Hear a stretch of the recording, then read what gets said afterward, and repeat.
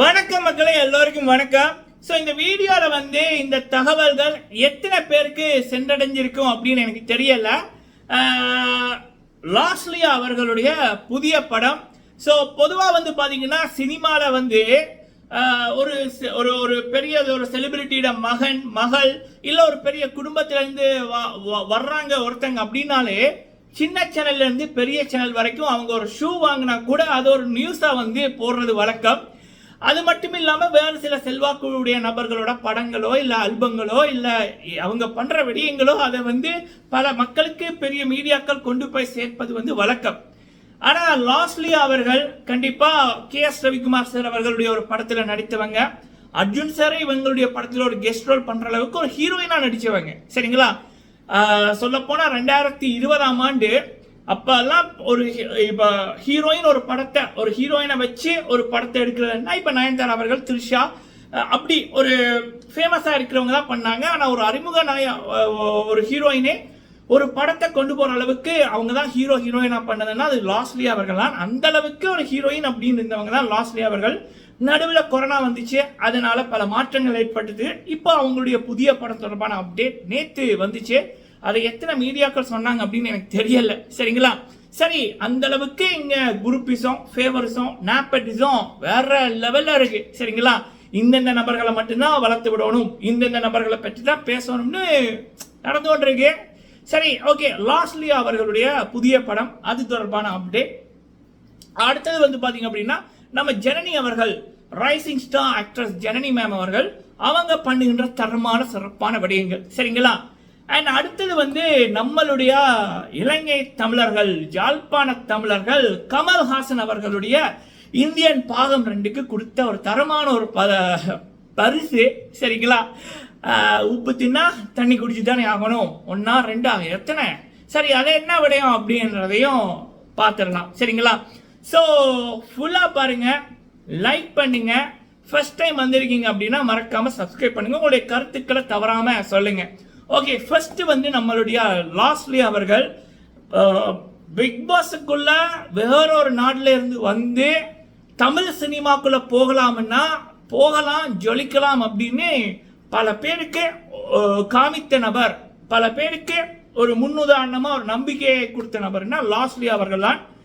2019 season 3 முடிஞ்சதுக்கு அப்புறம், அந்த சீசன் முடிஞ்சதுக்கு அப்புறம் பல விருது விழாக்கள்ல அவங்களுக்கு அவார்ட் கிடைச்சிது, பிக் பாஸுக்கு மட்டும்.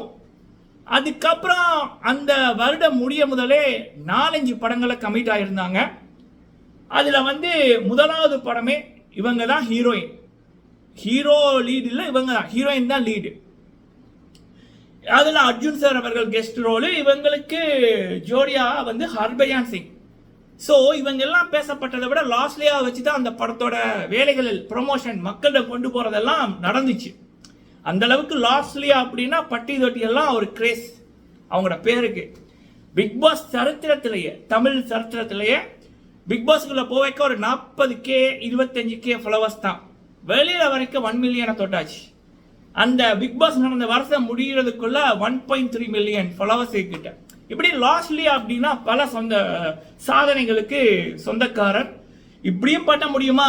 டிவியில பார்த்த நட்சத்திரங்கள், டிவியில பார்த்த சினிமா, இன்னொரு நாட்டு சினிமா, அதுக்குள்ள நம்ம போய் நம்மளையும் பார்க்க வைக்க முடியுமானா முடியும்னு காமித்தவர் லாஸ்லியா அவர்கள்.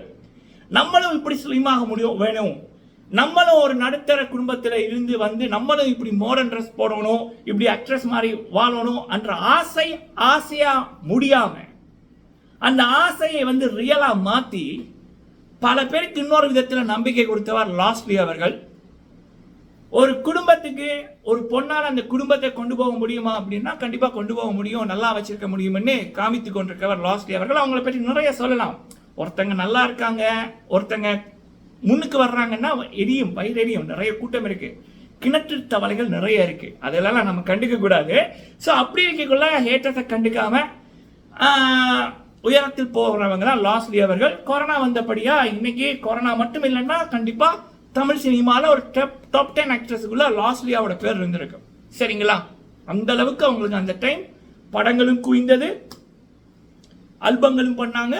கொரோனா வந்தபடியா நடுவில் ஏன் நல்லா இருக்க நடிகர்களை காணாமல் போய்க்குள்ள அப்போதான் அறிமுகம் அவங்களுக்கு நடந்தது ஒரு புதிய விடயம் இல்லை.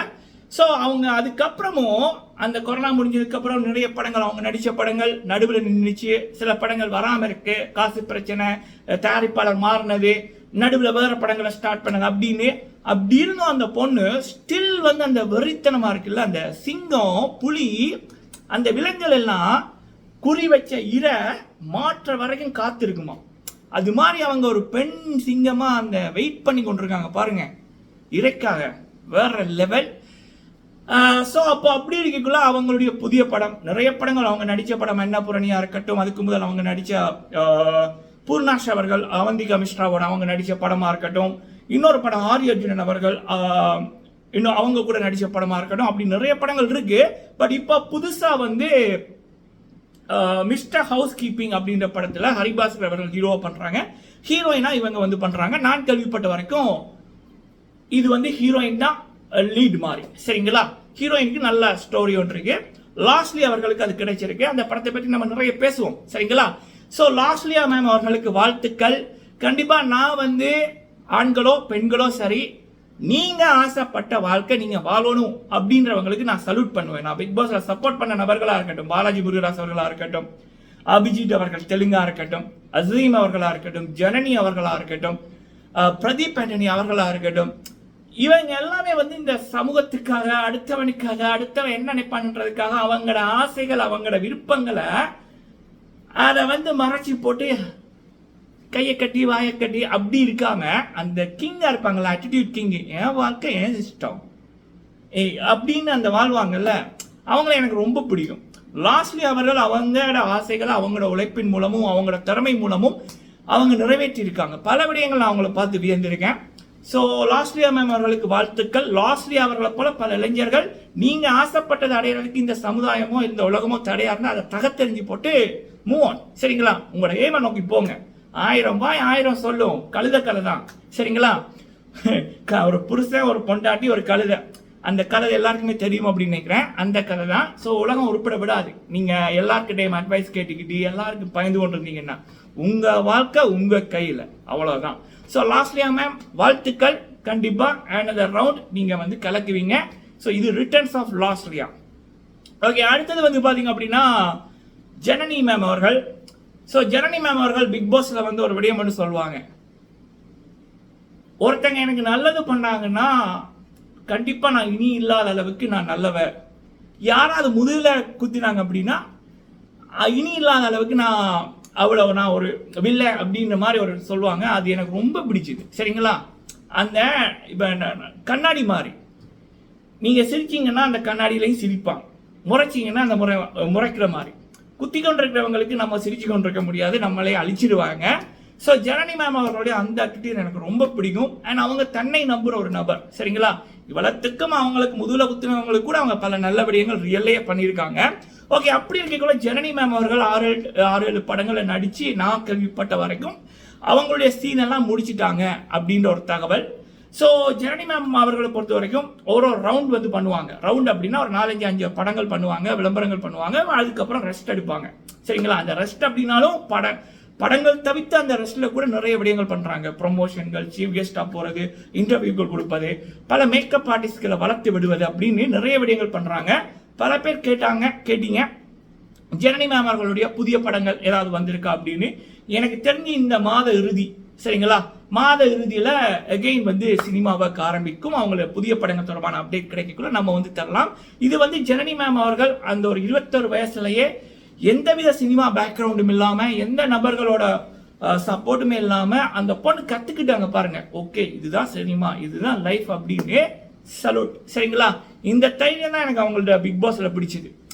ஸோ ஓகே, இது வந்து ஜனனி மேம் அவர்கள் தொடர்பான அப்டேட். அது மட்டும் இல்லாம அவங்க இருக்கிற இடத்துல பல நல்லதுகள் பண்றாங்க.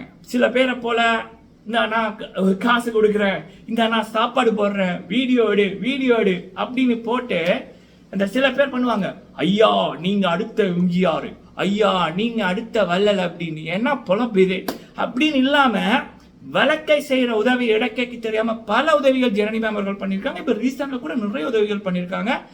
அந்த நல்ல விடயம், அந்த எண்ணம் தான் அவங்கள டாப்ல வச்சிருக்கு. சல்யூட் டு நம்ம ஜனனி மேம். ஓகே, அடுத்தது வந்து கமல்ஹாசன் அவர்கள், பிக் பாஸ் கமல்ஹாசன் அவர்கள். பொதுவாக கமல்ஹாசன் அவர்களை வந்து நம்ம 2 விதமாக பிரிக்கலாம். விக்ரம் என்ற ஒரு படத்தோட சக்சஸுக்கு முதல், சக்சஸுக்கு பிறகு காணாத கண்டவனுக்கு ஏதாவது கொடுத்தா அவன் வந்து அந்த அட்டராத்திரியில கொடை பிடிப்பான் அப்படின்னுவாங்கல்ல, அதைத்தான் கமல்ஹாசன் அவர்கள் பண்ணி கொண்டு இருந்தாங்க.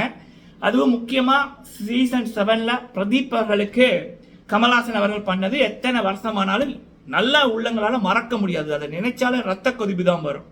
சரியா?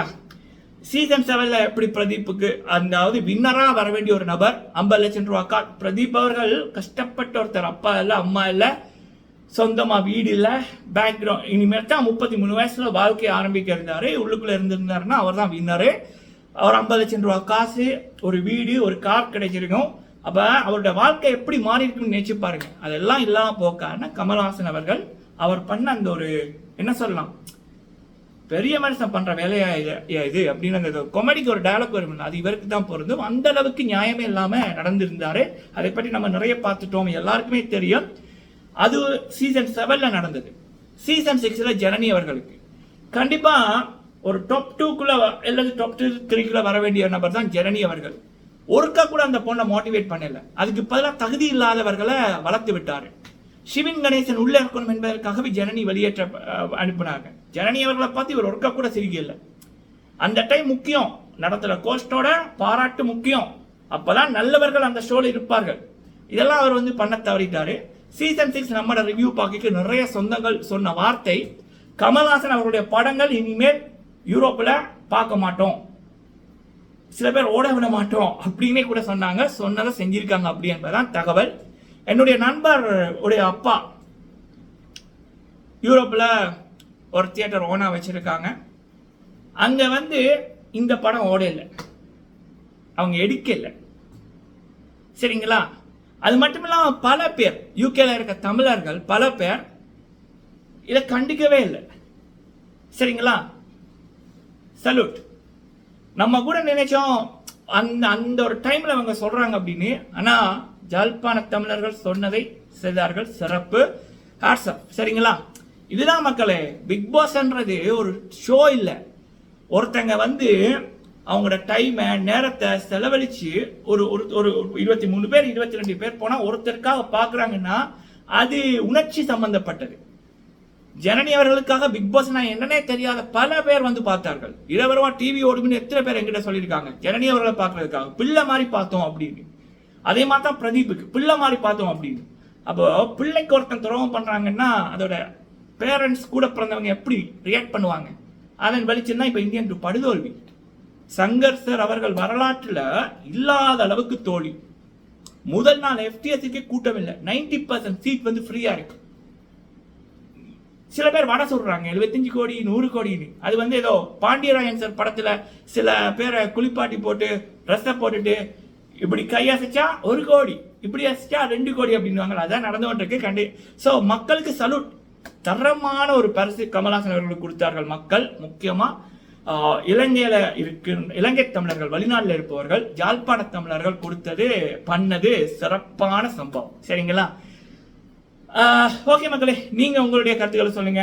வீடியோ பிடிச்சிருந்தா லைக் பண்ணுங்க. நன்றி.